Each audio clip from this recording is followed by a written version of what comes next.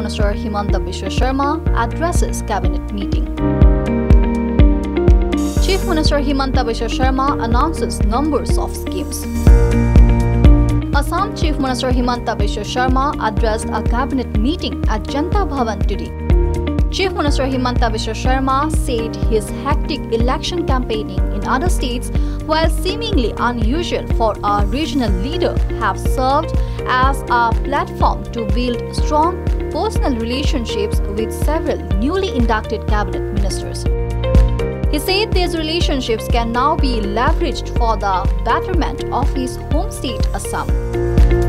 Further, Himanta Biswa Sharma announced his government would provide monthly stipends to all girl students from class 11 to post-graduation over the next 5 years, aiming to prevent child marriages in the state of Assam.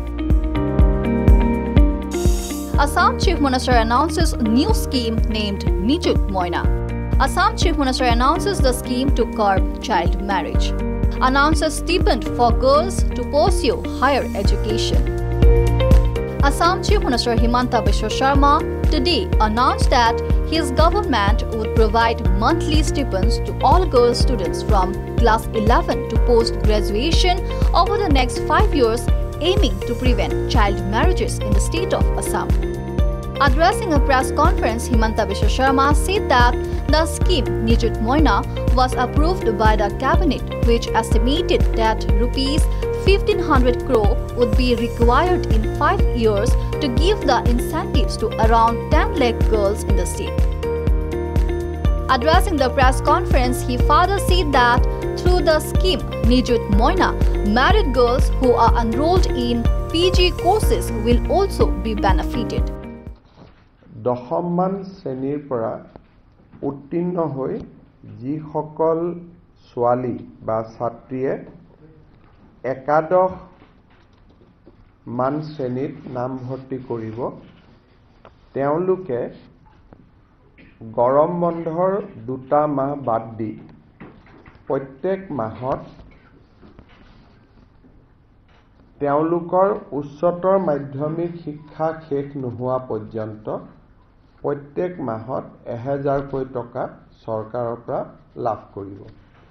অৰ্থাৎ higher secondary first ইয়াৰত এইবাৰ যিসকল ছোৱালীয়ে নামভৰ্তি কৰিছে, তেওঁলোকে higher secondary পৰীক্ষা বা পাঠ্যক্ৰম সম্পূৰ্ণ কমপ্লিট নকৰালৈ 1000 টকা চৰকাৰৰ পৰা প্ৰতি মাহত তেওঁলোকে পাব আৰু এই পুঁজিটো প্ৰত্যেক মাহৰ 11 তাৰিখে তেওঁলোকৰ বেংক একাউণ্টত চৰকাৰে পঠিয়াই দিব।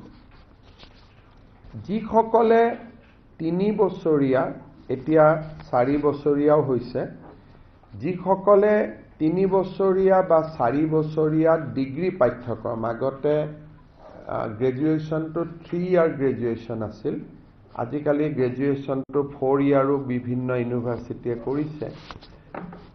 যিসকলে 4 বছৰ বা 3 বছৰ গ্ৰেজুৱেশ্যন পাঠ্যক্ৰমত পঢ়িব, হায়াৰ সেকেন্ডাৰী পাছ কৰি, প্ৰত্যেকগৰাকী ছোৱালীয়ে প্ৰথম বৰ্ষত নাম গ্ৰহণ কৰাৰ লগে লগে প্ৰত্যেক মাহত 12,1250 টকা চৰকাৰৰ পৰা লাভ কৰিব। আৰু যিসকলে ডিগ্ৰী পাছ কৰি এইবাৰ পোষ্ট গ্ৰেজুৱেটত নাম লগাব, পোষ্ট গ্ৰেজুৱেট বুলি কওঁতে আমি বিএডক ইয়াত ধৰি লৈছোঁ, পোষ্ট গ্ৰেজুৱেট কাম বিএডত নামভৰ্তি কৰিব, তেওঁলোকে প্ৰত্যেক মাহত চৰকাৰৰ পৰা 2500 টকা কৰি লাভ কৰিব, 2500 টকা। অৰ্থাৎ হায়াৰ সেকেন্ডাৰী পঢ়িলে 1000 টকা প্ৰত্যেক মাহত, ডিগ্ৰী পঢ়িলে 1250 টকা প্ৰত্যেক মাহত, আৰু গ্ৰেজুৱেশ্যন পঢ়িলে, গ্ৰেজুৱেশ্যন পাছ কৰি স্নাতকোত্তৰ পোষ্ট গ্ৰেজুৱেশ্যন পঢ়িলে মাহত 2500 টকা লাভ কৰিব। ইয়াত কেইটামান শৰ্ত আছে। প্ৰথম চৰ্তটো হ'ল যে যিখিনি ছোৱালীক আমি হায়াৰ ছেকেণ্ডাৰী পৰীক্ষাত ভাল ৰিজাল্ট কৰাৰ কাৰণে আমি স্কুটি দিওঁ তেওঁলোকক আমি নিযুত মইনা আঁচনি অন্তৰ্ভুক্ত কৰা নাই কাৰণ স্কুটি এখনৰ দাম প্ৰায় ৭০,০০০ টকা হয়গৈ আৰু নিযুত মইনা আঁচনিত তেওঁলোকে আমাৰ বাকী ছোৱালীখিনিয়ে যদি ১২,০০০ আমি ১২ যদি ১২,৫০০ কৰি ৩ বছৰতো দিওঁ ৩৬,০০০ হয় কিন্তু ছোৱালীয়ে যদি কয় যে নহয় মোক স্কুটি নালাগে মই নিযুত মইনাহে ল'ম তেতিয়াহ'লে নিযুত মইনাও তেওঁ ল'ব পাৰিব অৰ্থাৎ ছোৱালীজনীৰ ওপৰত ডিপেণ্ড কৰিব যে মই স্কুটিখন ল'ম নে মই নিযুত মইনা আঁচনিটো ল'ম দুটা আঁচনি আমি একেলগে নিদিওঁ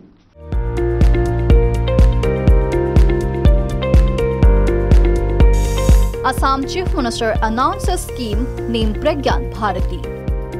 Assam Chief Minister presents scooters to meritorious students. Scooters to students securing above 60 and 70% in HS examinations. Chief Minister Himanta Biswa Sharma presented scooters under Pragyan Bharati scheme to the girls and boys scoring 60% to 75% respectively in higher secondary examinations. It may be noted that instituted in the memory of great literator and linguist Dr. Banikanta Kakoti, Sharma said that empowering the youth through education has been one of the commitments of the state government. Therefore, the government, fulfilling its commitment to providing seamless facilities to the students to pursue their studies, started the process of handing over scooty to meritorious girl and boy students who secured 60% and 75% in higher secondary examinations in 2023 respectively.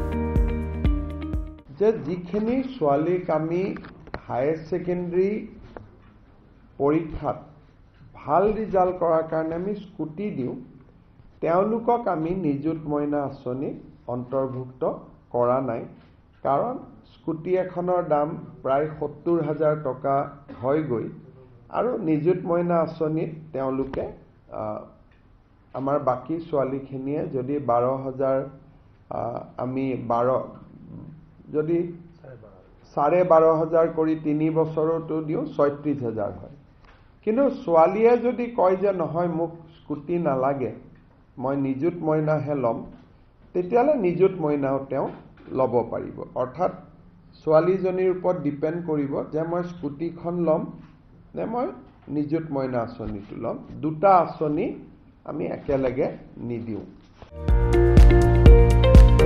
News Desk Report and News.